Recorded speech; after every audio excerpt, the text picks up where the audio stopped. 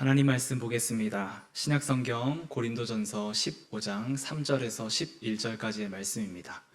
신약성경 고린도전서 15장 3절에서 11절까지의 말씀을 제가 봉독해 드리겠습니다.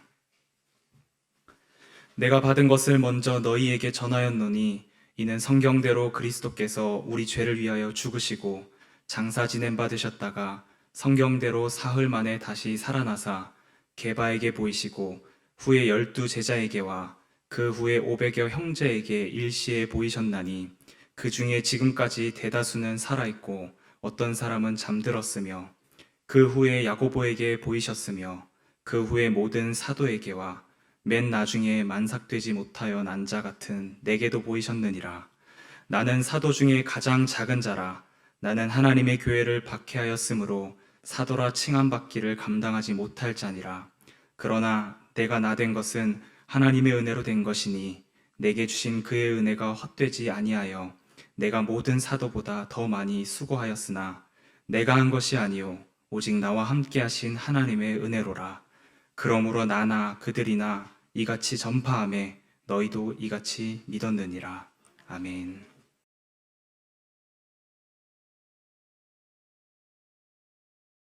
오늘도 주 안에서 예배하는 성도님들의 가정과 삶 위에, 그리고 온라인에서 가정에서 예배하는 성도님들의 가정에도 주님의 은총과 평안이 가득 넘치기를 축원합니다. 오늘은 그림 한 점을 보면서 설교를 시작하려고 합니다. 여러분들 화면을 한번 보시면 좋겠습니다. 이 그림을 여러분들 다 보신 적이 있으시죠? 조선시대 화가인 단원 김홍도가 그린 씨름도라는 그림입니다. 아마 설교 시간에 이 씨름도를 보여주면서 설교하는 거는 세계 최초가 아닐까라는 생각을 하는데요. 난데없이 씨름도를 좀 보여드렸는데요. 이 씨름도를 보면 사람들이 꽤 많이 이 씨름도 안에 그려져 있습니다. 총 22명이 그려져 있는데요. 사람이 많이 그려져 있음에도 불구하고 답답해 보이지 않는 이유가 있다면 체계적으로, 그리고 조직적으로, 과학적으로 이 그림이 그려졌다고 합니다. 이제 그림은 내려주시면 좋을 것 같고, 제가 지난 주간에 사도신경의 말씀을 묵상하면서 왜 이 씨름도를 생각했냐면, 사도신경의 전체적인 구조가 잘 짜여진 한 편의 그림 같다라는 생각을 했습니다. 조금 복잡해 보이지만 그럼에도 불구하고 이 사도신경의 내용 한 구절 한 구절이 있어야 할 자리에 있고 전체적으로 조화와 균형을 잘 이루고 있다라는 생각을 하면서 갑자기 이 씨름도가 생각이 난 거예요. 그러면서 생각이 났던 가장 큰 이유는 이 씨름도를 들여다보면 들여다볼수록 그 씨름도 안에 체계적이고 조직적이고 과학적인 원리가 숨겨져 있는 것을 발견했습니다. 그래서 아마 여러분들도 집에 가서 오늘 한번 보시면 좋겠지만 이 씨름도 하나하나에는 각자의 의미가 담겨져 있고요. 전체적으로는 체계적으로 그림이 그려져 있습니다. 그림을 한 번 더 보여드리면요. 아까 그 전체적으로 22명이 있다라고 했는데 좌측 오른쪽에 이제 8명이 있고 우측 하단에 2명이 있습니다. 그리고 우측 상단에 5명이 있고 좌측 상단에 5명이 있는데요. 대각선으로 연결하면 8명, 2명, 2명 해서 대각선으로 12명이 되고, 오른쪽으로 대각선으로 해도 5명, 5명, 2명 해서 12명. 이런 거를 이제 마방진이라는 그 이제 과학, 그 수학의 용어를 쓰고 있는데요. 서로의 대각선의 합이 같게끔 만들면서 전체적인 조화와 균형을 가지고 있다라는 것이 이제 마방진이라고 이야기를 합니다. 그래서 답답해 보이지 않고 전체가 조화와 균형을 이루게 하였다라는 것입니다. 이뿐만 아니라 이 그림을 보면 좀 해학적인 면도 담겨져 있습니다. 씨름도의 좌측 아래에 땅을 짚고 있는 한 사람의 손을 보면 오른손과 왼손이 이렇게 반대로 그려져 있는 것을 보게 됩니다. 여러분들 멀어서 잘 보이실지 모르겠지만 그 앞에 있는 사람의 손을 보면 손이 좀 이상하게 그려져 있지 않아요? 오른손이 왼손에 달려 있고 왼손이 오른손에 이제 달려 있는 것을 보게 됩니다. 그래서 왜 김홍도가 이렇게 손을 바꾸어서 그렸을까, 실수했을까 라는 이제 생각을 많은 사람들이 했는데, 학자들이 나중에 이야기하기를 김홍도가 이 그림을 그릴 때 실수한 것이 아니라 의도적으로 재미를 주기 위하여 그렸다라고 이야기를 합니다.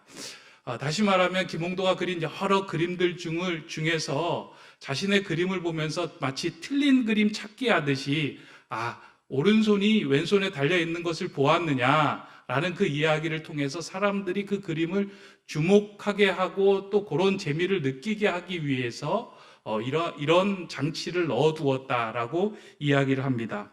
후에 학자들이 하나같이 하는 이야기는 김홍도가 이 그림을 그리면서 씨름도에 맞도록 배치를 하고 사람들의 시선을 이렇게 조정을 하고 또 이렇게 틀린 그 그림을 둔 것은 그냥 아무 생각 없이 그린 것이 아니라 철저하게 계획하에 의해서 이 그림이 그려진 것이다 라고 이제 이야기를 합니다. 설교에 앞서서 이 씨름도를 보여드리고 설명한 이유는 사도신경을 들여다보면 사도신경도 잘 짜여진 그림처럼 어느 한 구절도 의미 없이 기록된 구절이 하나도 없습니다. 모든 구절이 치밀하게 배치되어 있고 그 구절 하나하나마다 중요한 의미를 다 담아두고 있습니다. 그런데 우리가 지금까지 사도신경을 고백하면서 우리는 한 구절 한 구절에 주목하지도 못했고 자칫 중요하지 않는 것처럼 보이는 구절은 물 흐르듯이 스치듯이 지나간 구절들이 참 많이 있습니다. 오늘 우리가 살펴보게 된 구절, 장사된 지 사흘 만에라고 하는 이 구절도 사실은 사도신경 가운데 그렇게 주목을 받지 않고 또 우리가 외울 때도 그렇게 깊은 생각을 하지 않고 외웠던 구절 가운데 하나입니다. 왜냐하면 이 부분이 빠져도 사도신경 전체적인 흐름에 영향을 주지 않는 것처럼 보이기 때문입니다. 실제로 사도신경에서 이 부분을 빼고 앞과 뒤를 연결해서 읽어도 전혀 문제가 없습니다. 여러분 한번 보시기 바랍니다. 십자가에 못 박혀 죽으시고 그 다음에 중간에 빼고 죽은 자 가운데서 다시 살아나셨으며, 자연스럽지 않습니까? 십자가에 못 박혀 죽으시고 죽은 자 가운데서 다시 살아나셨으며, 그 가운데 장사된 지 사흘 만에라는 그 구절이 좀 들어가 있는 것이 굳이 그게 들어갈 필요가 있을까 생각이 들 정도로 그 안에 들어가 있는 내용입니다. 그럼에도 불구하고 사도신경이 압축되어서 표현하고 있는 이 구절을 그 안에 둔 것은, 그 위치에 넣어둔 것은 분명한 의미와 메시지가 있다는 것입니다. 이 구절은 얼핏 보면 앞부분의 죽음과 뒷부분의 부활을 연결하며 반복되는 문구처럼 보일 수 있습니다. 하지만 자세히 보면 그 단어마다 나름대로 의미가 있습니다. 오늘은 지금까지 스쳐 지나가듯이 빠르게 지나갔던 이 구절을 조금 멈추어 서서 하나씩 좀 살펴보려고 합니다. 먼저 장사된 지 사흘 만에 라는 그 구절 가운데 이 장사된 지라는 것에 좀 멈추어 보면, 이 장사라는 표현은 예수 그리스도의 죽음이 온전한 죽음이었음을 의도적으로 나타내는 표현입니다. 그러니까 십자가에 달려 돌아가시고 십자가에 달려가 죽으시고 이 죽으심으로 끝나는 것으로 그냥 이야기할 수 있지만, 그 붙여서 장사되었다라는 표현은 예수님의 죽으심이 온전한 죽으심으로 무덤에 장사되었다라는 것을 알려주는 표현이라는 것입니다. 이 장사라는 말은 죽은 자를 염하여 모든 절차를 끝내고 무덤에 안치시켰다라는 말입니다. 이 사도신경에서 예수님께서 십자가에서 죽으셨다라는 그 고백 이후에 장사되셨다라는 이 단어를 붙여서 언급한 것은 사실은 지금 우리보다는 초대교회 성도들에게 있어서 너무나도 중요한 언급이었습니다. 왜냐하면 초대교회 그 성도들과 초대교회에 살아가던 사람들은 예수 그리스도의 죽음이 온전한 죽음이었다라고 생각하는 사람들이 그렇게 많지 않았다고 합니다. 왜냐하면 그들이 주장하는 내용은 십자가에 달리는 처형이 짧게는 2, 3일에서 많게는 열흘까지 가는 처형인데 예수님이 십자가에 달리신 시간은 6시간이었고 하루가 되기 전에 십자가에서 내려졌다라고 주장을 하며 예수님은 십자가에서 온전히 죽으신 것이 아니다라고 이야기를 합니다. 그러면서 주장한 것은 예수님이 온전히 죽으셨지 않기 때문에 예수님의 부활은 사실이 아니다라고 주장을 하면서 부활에 대하여 그들의 의심을 제공하는 근거가 된 것입니다. 왜냐하면 십자가는 2, 3일 처형을 당하고 많게는 열흘까지 고통을 당하는 그 처형의 현장이었는데 빨리 십자가에서 내리신 것은 예수님이 실신하신 것이다. 그러다가 무덤에서 한 2, 3일 동안 원기를 회복하시고 무덤 문을 열고 예수님이 걸어 나오신 것이다. 무슨 예수님이 부활하셨냐라고 주장하며 예수님의 부활에 반박하는 사람들이 그렇게 많이 있었다는 겁니다. 이것을 공고하게 나타나기 위해서 초대교회 성도들은 아니다. 예수 그리스도는 온전히 죽으심을 당하고 장사되었고 사흘 동안 무덤에 계셨다라는 것을 그들은 사람들에게 드러내고 공고히 할 필요가 있었습니다. 그러나 사실 성경에 있는 내용들을 자세히 살펴보면 이렇게 강력하게 주장하지 않아도 성경에서는 이미 예수의 죽음이 온전한 죽으심이라고 표현된 부분이 여러 군데서 나오고 있습니다. 요한복음을 보면 여러분들이 아실 터인데 예수님이 십자가에 달려 돌아가셨을 때 군병이 예수님이 창을 들고 예수님의 옆구리를 찔렀잖아요. 그때 성경이 뭐라고 기록하고 있어요? 그 창을 찔렀을 때 옆구리에서 뭐가 나왔다라고 기록하고 있어요? 피와 물이 흘러나왔다라고 성경은 기록하고 있습니다. 의학적으로 볼 때 사람이 죽지 않고서 피와 물이 분리되어서 몸에서 나올 수 없다라고 이야기합니다. 그러니까 사람이 온전히 죽고 난 후에야만 피와 물이 분리되어서 나올 수 있다는 것입니다. 그 당시에는 이런 의학적인 지식이 없어서 그것을 가지고 예수님이 온전히 죽으셨다라는 말씀을 그 증거를 할 수 없었기에 예수님이 장사되셨다라는 그 말을 통하여 예수님의 온전한 죽으심을 더 공고히 하였다는 것입니다. 이러한 사실은 마가복음에서도 나옵니다. 예수님의 시신을 장사하기 위하여 빌라도를 찾아갔던 요셉, 아리마대 요셉이라는 사람이 빌라도를 찾아가죠. 그리고 예수님의 시신을 달라고 빌라도에게 요청을 합니다. 사내들인 공회원이었던 그 요셉이 빌라도에게 요청을 하였을 때 빌라도는 그의 요청을 거절하기는 힘들었을 겁니다. 웬만하면 사내들인 공회원들의 이야기들을 다 청을 받아들여 줬습니다. 그런데 그냥 내주기가 찜찜하다 보니까 빌라도는 예수 그리스도의 죽음을 확인하고 그 시체를 넘겨주라라고 이야기합니다. 마가복음 14장 44절에서 45절에 보면 성경은 이렇게 기록해주고 있습니다. 빌라도는 예수가 벌써 죽었을까 하고 이상히 여겨 백부장을 불러 죽은 지가 오래냐 묻고 백부장에게 알아본 후에 요셉에게 시체를 내주는지라.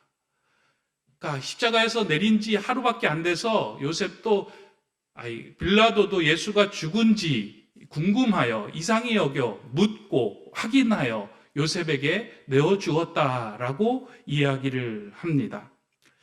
예수님은 이 요셉의 장사로 인하여 이 땅에서의 삶을 온전히 마감하게 되었습니다.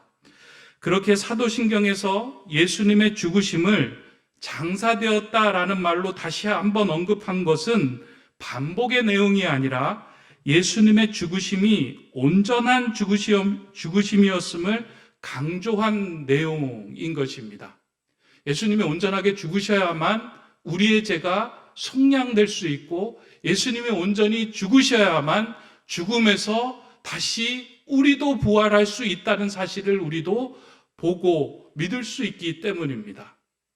그래서 사도신경의 이 고백은 예수님은 온전히 죽으셨다라는 것을 주장하고 다시 한번 그것을 우리로 하여금 확인하도록 하는 구절입니다. 그런데 사도신경에서 오늘 우리가 살펴보게 되는 이 장사된 지 사흘 만에라는 구절은 단지 예수님이 온전히 죽으셨다라는 것에 방점을 찍는 것보다는 뒷부분에 더 방점이 찍혀져 있는 구절입니다. 다시 말해서 장사된 지 사흘 만에라는 이 사흘 만에에 더 방점이 있는 구절이 오늘 우리가 살펴볼 구절이고요. 오늘 우리 사도신경을 우리가 고백하면서 이 사흘 만에 담긴 의미를 우리의 마음에 새기며 이것을 보아야 할 필요가 있는 구절입니다. 이 사흘 만에라는 단어는 우리 성도에게 꼭 필요한 구절이며 희망을 주는 표현입니다. 이 사흘 만에라는 이 구절을 통해서 성도는 신앙생활에서 절망 중에서도 기다릴 수 있고 하나님이 오시는 그 부활을 소망할 수 있는 희망의 문고리와 같은 단어가 바로 이 사흘 만에라는 단어이기 때문입니다. 오늘 여러분들 이 장사된 지라는 구절보다 저와 함께 이제 오늘 이 사흘 만에라는 구절을 여러분들의 마음에 새기고 오늘 좀 돌아가셨으면 좋겠는데요. 성경에서 예수님이 십자가에 달려 돌아가실 때 이 사흘의 법칙이 이제 적용이 됩니다. 첫째 날 예수님이 십자가에 달려 돌아가시잖아요. 그리고 둘째 날 무덤에 안치되시잖아요. 셋째 날 무덤에 계신 예수 그리스도를 하나님께서 부활하시고 새로운 생명으로 그를 살려주시는 사건이 이 사흘 만에 담긴 의미입니다. 예수님께서 십자가에 달리셨던 날과 무덤에 거하셨던 그 이틀의 날은 모두 침묵과 고통의 순간이었습니다. 그러나 하나님은 그 하루, 이틀이 지나고 사흘 만에 그 무덤의 문을 열고 예수 그리스도를 다시 살리시고 부활케 하셨습니다. 성경에 기록된 그대로 예수님은 사흘 만에 부활하신 것입니다. 이것을 예수님은 자신도 알고 있었고 믿었고 그래서 제자들에게도 사흘 만에 내가 다시 살아날 것이니 너무 근심하고 걱정하고 낙심하지 말라라고 제자들에게 이야기를 합니다. 마태복음 17장 22절 23절의 말씀을 한번 제가 읽어드립니다. 갈릴리에 모일 때에 예수께서 제자들에게 이르시되 인자가 장차 사람들의 손에 넘겨져 죽임을 당하고 제3일에 살아나리라 하시니 제자들이 매우 근심하더라. 예수님이 제자들에게 말씀하세요. 십자가에 달려 돌아가시고 제3일에 내가 살아날 것이다 라고 이야기를 했는데 제자들은 그 이야기를 듣고 3일 후에 살아날 것이라는 것에 대한 방점을 찍지 않고 죽임을 당하고 고통을 받고 이 땅에서 사라질 것에 대해서 방점을 찍고 나니까 두려움과 근심이 앞섰던 것입니다. 실제로 제자들의 모습을 보면 그랬습니다. 십자가에 달려 돌아가셨을 때 그들은 두려워하셨고요. 무덤에 갇혔을 때 그들은 슬퍼하며 낙심하였습니다. 그리고 결국 제자들은 예수 그리스도를 배신하고 배반하며 모른다 하고 예수님을 떠났습니다. 이러한 모습은 오늘을 살아가는 우리에게도 해당되는 모습입니다. 오늘 우리의 일상 속에서도 예수님께서 십자가에 달려 돌아가시던 그 첫날과 같은 상황을 경험할 때가 있습니다. 하나님이 계시지 않는 것만 같은 상황. 나는 고통당하고 있고 나는 절망 속에서 부르짖고 있는데 하나님은 그 어디에도 계시지 않는 것 같은 상황을 우리가 만날 때가 있습니다. 죽음이 눈앞에 있는데도 하나님이 찾아오시지 않는 것과 같은 그 첫날을 보낼 때가 우리에게 있다는 것입니다. 그 상황은 여러 가지로 찾아옵니다. 갑작스러운 질병으로 인하여 삶이 한순간에 무너지는 첫날을 만날 때가 있습니다. 더 이상 살 소망이 생기지 않고 힘조차 나지 않아 이미 죽은 상태로 포기하며 살아갈 때가 있습니다. 또한 재정적인 문제로 인하여 무덤과 같은 상황을 만날 때도 있습니다. 돈의 문제로 인하여 내 삶이 망가지고 더 이상 헤쳐나갈 방법이 보이지 않아 절망 속에 죽음과 같은, 무덤과 같은 시간을 보낼 때도 우리에게는 있습니다. 그리고 나아가 사람의 관계 속에서 지옥과 죽음을 경험할 때도 있습니다. 여러분들 그러시죠? 가정에서 관계가 좋을 때는 천국과 같다가 관계가 깨지면 어때요? 부부간의 관계가 깨지면 어때요? 집에 들어가면 지옥과 같죠?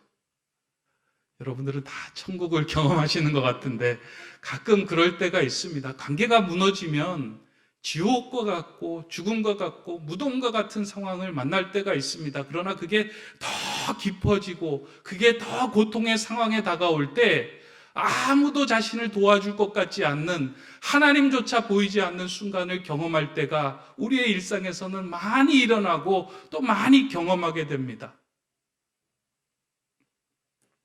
그때 우리는 어떻게 해야 합니까? 오늘 우리 사도신경에서 외쳤던 사흘 만에, 첫째 날이 지나고 둘째 날이 지나면 사흘 만에 주님께서 그 정하신 때에 우리를 찾아오시고 우리를 다시 살리실 것이다. 바울은 그러한 고통의 순간을 제대로 경험한 사람입니다. 바울은 질병의 상황에서 죽음을 경험했습니다. 그리고 사람들과의 관계로 인하여 돌에 맞으며 죽음까지 내몰렸습니다. 복음을 전하다가 죽음의 순간을 경험한 순간들이 여러 번 있었습니다. 그럼에도 불구하고 그가 삶을 포기하지 않고 끝까지 하나님을 붙들고 자신의 사명을 완수할 수 있었던 것은 사흘이 지나면, 하루가 지나고 이틀이 지나고 사흘이 지나면 하나님이 나를 살리시고 온전케 하실 것이다 하는 그 믿음이 바울을 살게 하였던 것입니다. 신앙인들의 삶에서 가장 중요하고 필요한 것이 있다면 이 사후를 기다리는 이 기다림의 신앙입니다. 첫째 날이 될 때 모든 것을 포기하고 낙심하고 절망하는 순간들이 있는데요. 신앙인들은 그 첫째 날에 무너지지 않는 사람입니다. 둘째 날이 다가올 때요, 무덤 속에서 모든 것이 침묵하고 아무도 자신을 도와줄 그 소리조차 들리지 않는 그 상황 속에서도 포기하지 않는 것이 신앙입니다. 왜냐하면 예수 그리스도를 살리셨던 그 하나님께서 나도 동일하게 살리실 것을 믿기 때문입니다. 미국에서 사회학 교수이자 목사로 재직하면서 여러 책을 써서 이제 사람들에게 선한 영향력을 끼치고 있는 토니 캠폴로라는 목사님이 계십니다. 그분이 쓰신 책 가운데 우리나라 말로 나를 바꿔라라는 책이 있는데요. 그 책에 이제 이런 내용이 있어요. 이 토니 캠폴로 목사님이 어느 날 주일에 한 흑인들이 모여서 예배하는 교회에 참석해서 예배를 드리고 있는데 흑인 목사님이 이 앞에서 설교를 하는데 1시간 내내 강조하며 계속해서 반복하는 문구가 하나 있었습니다. 그게 뭐냐면 일요일이 다가오고 있다라는 표현이었습니다. 그 목사님의 설교가 이렇게 시작되었습니다. 그날은 금요일이었습니다. 그날 예수님께서는 십자가에 달려 죽으셨습니다. 하지만 그날은 단지 금요일이었습니다. 일요일이 다가오고 있었습니다. 그날은 금요일이었습니다. 마리아는 눈이 퉁퉁 붓도록 울었습니다. 제자들은 목자를 잃은 양들처럼 사방으로 달아났습니다. 그러나 그날은 금요일에 불과했습니다. 그리고 일요일이 다가오고 있었습니다. 이 흑인 목사님이 거듭하여 그날은 금요일이었습니다. 하지만 주일이 다가오고 있었습니다를 1시간 이상이나 계속해서 문장 끝마다 반복하며 설교를 하였습니다. 시간이 지나면서 성도들이 이 말의 의미를 알아듣고서 금요일이 지나고 일요일이 되었습니다. 그 말이 외쳐질 때마다 아멘으로 화답하기 시작했습니다. 그렇게 성도들이 그 말 뜻을 알아듣자 목사님이 설교를 마치면서 이렇게 말합니다. 오늘은 금요일입니다. 그러자 성도들이 기다렸다는 듯이 이렇게 화답했습니다. 하지만 주일이 다가오고 있습니다. 캠폴로 목사님은 그날의 그 설교와 그 한 문장을 잊지 못했다고 합니다. 오늘 우리의 삶에도 금요일과 같은 상황이 올 때가 있습니다. 그리고 토요일과 같은 상황이 올 때도 있습니다.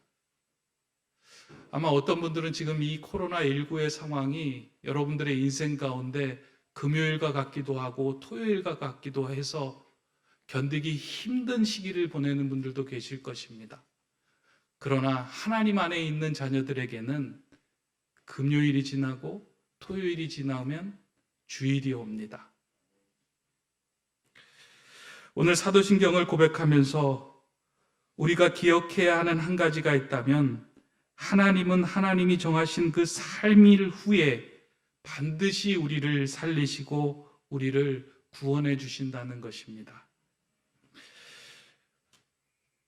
오늘 예배하고 있는 성도님들 중에 인생의 금요일을 지내고 계신 분들이 있다면 여러분들 그때마다 이렇게 외치셨으면 좋겠습니다. 일요일이 오고 있다. 토요일과 같은 무덤의 상황 속에서 처한 성도님들이 계시다면 이렇게 외치시면 좋겠습니다. 그리고 일요일이 오고 있다. 오늘 이 말씀은 아마 여러분들보다 목회자인 저에게 주신 메시지다라고 생각합니다. 하나님의 일을 하고 교회 일을 하다 보면 금요일과 같은 상황이 올 때가 많이 있습니다. 한 교회를 무너뜨리려고 하면, 한 교회를 세우는데 방해하려고 하면, 목회자를 방해하면 제일 쉽다고 합니다. 낙심하게 하고 절망하게 하고 힘이 빠지게 하는 것. 인생의 금요일이 계속되는 것처럼 느껴질 때, 마음속으로 소망이 없어지게 할 때, 그럴 때가 있습니다. 간혹 그럴 때가 있어요. 저도 금요일만 다가오면 제 마음이 두근두근 거릴 때가 있어요. 이제 주일에 설교해야 하는데 네가 설교하면 성도들에게 어떠한 영향력이 있겠냐. 지난주에 누가 졸더라.